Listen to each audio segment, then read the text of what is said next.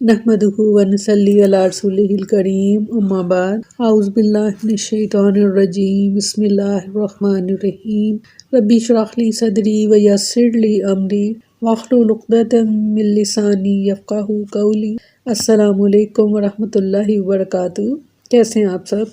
انشاءاللہ خیر و عافیت سے ہوں گے۔ اللہ تعالیٰ آپ سب کو اپنے حفظ و امان میں رکھے، آمین ثم آمین۔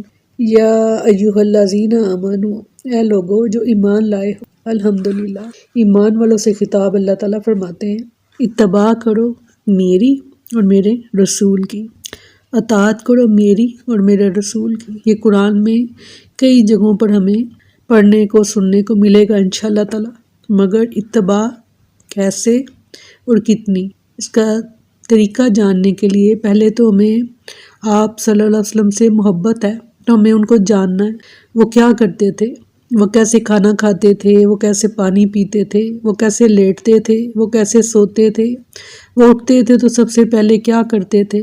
محبت کا تقاضا یہ ہے کہ جن سے محبت کی جائے پھر انہیں جاننے کی کوشش کی جاتی ہے، تو یہاں پر تھوڑا سا ہم جاننے کی کوشش کریں گے، اس لیے کہ حکم آیا ہے اللہ تعالیٰ کا کہ اطاعت کرو میرے رسول کی۔ کیوں اطاعت کرو؟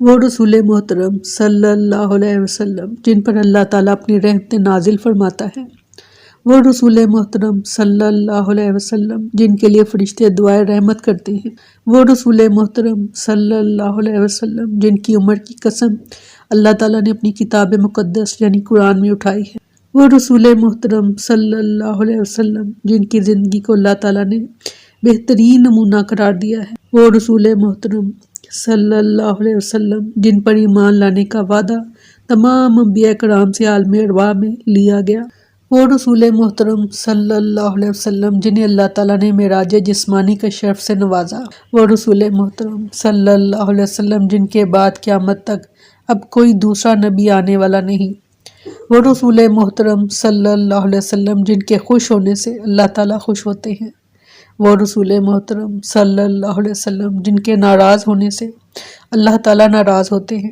وہ رسول محترم صلی اللہ علیہ وسلم جن کی اطاعت اللہ تعالیٰ کی اطاعت ہے، وہ رسول محترم صلی اللہ علیہ وسلم جن کی نافرمانی اللہ تعالیٰ کی نافرمانی ہے، وہ رسول محترم صلی اللہ علیہ وسلم جن کے کسی بھی فیصلے یا حکم سے روگردانی سارے نیک اعمال برباد کر دیتی ہے، وہ رسول محترم صلی اللہ علیہ وسلم جن سے آگے بڑھنے کی کسی کو اجازت نہیں، وہ رسول محترم صلی اللہ علیہ وسلم جن کے حضور اونچی آواز میں بات کرنا اپنی دنیا اور آخرت برباد کرنا ہے، وہ رسول محترم صلی اللہ علیہ وسلم جن کی اطاعت میں جنت اور نافرمانی میں جہنم ہے۔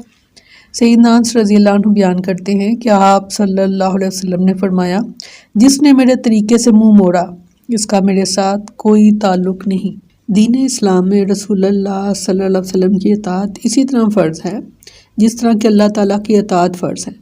اللہ تعالیٰ کا ارشاد مبارک ہے سورۃ نساء میں، اور جس نے رسول اللہ صلی اللہ علیہ وسلم کی اطاعت کی اس نے اللہ کی اطاعت کی۔ سورۃ محمد میں فرمایا اے لوگو جو ایمان لائے ہو، اللہ رسول اللہ صلی اللہ علیہ وسلم کی اطاعت کرو اور اطاعت سے انحراف کر کے اپنے اعمال ضائع نہ کرو، اور اس کی وجہ جو ہے خود اللہ تعالیٰ نے واضح فرما دی۔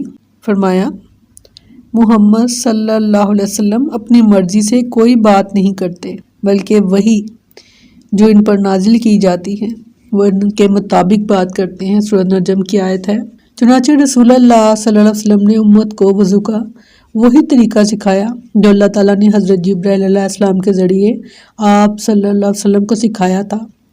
نمازوں کے وہی اوقات مقرر فرمائے جو اللہ تعالیٰ نے حضرت جبرائیل علیہ السلام کے ذریعے آپ کو بتلائے تھے، اور نماز کا وہی طریقہ امت کو بتلایا جو اللہ تعالیٰ نے حضرت جبرائیل علیہ السلام کے ذریعے آپ صلی اللہ علیہ وسلم کو بتلایا تھا۔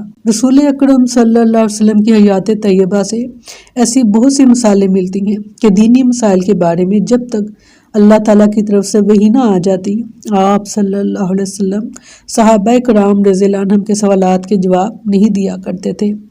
حضرت اویس بن صامت رضی اللہ عنہ اپنی بیوی حضرت خولہ رضی اللہ عنہ سے ظہار یعنی بیوی کو اپنے اوپر حرام کر لینا کر بیٹھے، تو حضرت خولہ رضی اللہ عنہ نبی اکرم صلی اللہ علیہ وسلم کی خدمت میں حاضر ہوئی اور مسئلہ دریافت کیا، تو آپ صلی اللہ علیہ وسلم نے اس وقت تک جواب نہ دیا جب تک کہ وحی نازل نہ ہوئی۔ روح کے بارے میں آپ صلی اللہ علیہ وسلم سے سوال کیا گیا تو آپ صلی اللہ علیہ وسلم نے اس وقت تک خاموشی اختیار فرمائی جب تک اللہ تعالیٰ کی طرف سے حضرت جبرائیل علیہ السلام جواب لے کر نہ آ گئے۔ ایک مرتبہ نبی اکرم صلی اللہ علیہ وسلم سے معراج کے بارے میں سوال کیا گیا تو آپ صلی اللہ علیہ وسلم نے وحی آنے تک کوئی جواب نہ دیا۔ اطاعت رسول صلی اللہ علیہ وسلم کے بارے میں یہ بات پیش نظر رہنی چاہیے کہ رسول اکرم صلی اللہ علیہ وسلم کی اطاعت صرف آپ صلی اللہ علیہ وسلم کی زندگی تک محدود نہیں بلکہ آپ صلی اللہ علیہ وسلم کی وفات کے بعد بھی قیامت تک آنے والے تمام مسلمانوں کے لیے فرض قرار دی گئی ہے۔ سورہ سبا کی آیت ہے، اے محمد صلی اللہ علیہ وسلم، ہم نے آپ کو تمام بنی نوع انسان کے لیے بشیر اور نذیر بنا کر بھیجا ہے۔ سورۃ انعام میں فرمایا کہ میری طرف یہ قرآن نازل کیا گیا ہے تاکہ میں اس کے ذریعے تمہیں ڈراؤں اور ان لوگوں کو بھی جن تک یہ قرآن پہنچے۔ اطاعت رسول صلی اللہ علیہ وسلم کے بارے میں صحیح بخاری کی یہ بڑی اہم حدیث ہے۔ رسول اللہ صلی اللہ علیہ وسلم نے فرمایا، میری امت کے سب لوگ جنت میں جائیں گے سوائے اس شخص کے جس نے انکار کیا۔ صحابہ کرام رضی اللہ عنہم نے عرض کیا، انکار کس نے کیا؟ آپ صلی اللہ علیہ وسلم نے فرمایا، جس نے میری اطاعت کی وہ جنت میں داخل ہوگا اور جس نے میری نافرمانی کی اس نے انکار کیا۔ سورۃ نساء میں فرمایا کہ اے محمد صلی اللہ علیہ وسلم، تمہارے رب کی قسم تم لوگ کبھی مومن نہیں ہو سکتے جب تک کہ اپنی باہمی اختلافات میں تمہیں فیصلہ کرنے والا نہ مان لیں۔ پھر جو فیصلہ تم کرو اس پر وہ اپنی دل میں تنگی محسوس نہ کریں بلکہ سر تسلیم خم کر دیں۔ گویا اطاعت رسول صلی اللہ علیہ وسلم اور ایمان لازم اور ملزوم ہے۔ اطاعت ہے تو ایمان بھی ہے، اطاعت نہیں تو ایمان بھی نہیں۔ ہم سٹیپ بائی سٹیپ کوشش کریں گے یہ جاننے کی کہ آپ کی اتباع کریں مگر کیسے۔ اللہ تعالیٰ میں توفیق عطا فرمائے کہ ہم اس چیز کو جان سکیں اور پھر اس کو جان کر اس پر عمل کر سکیں۔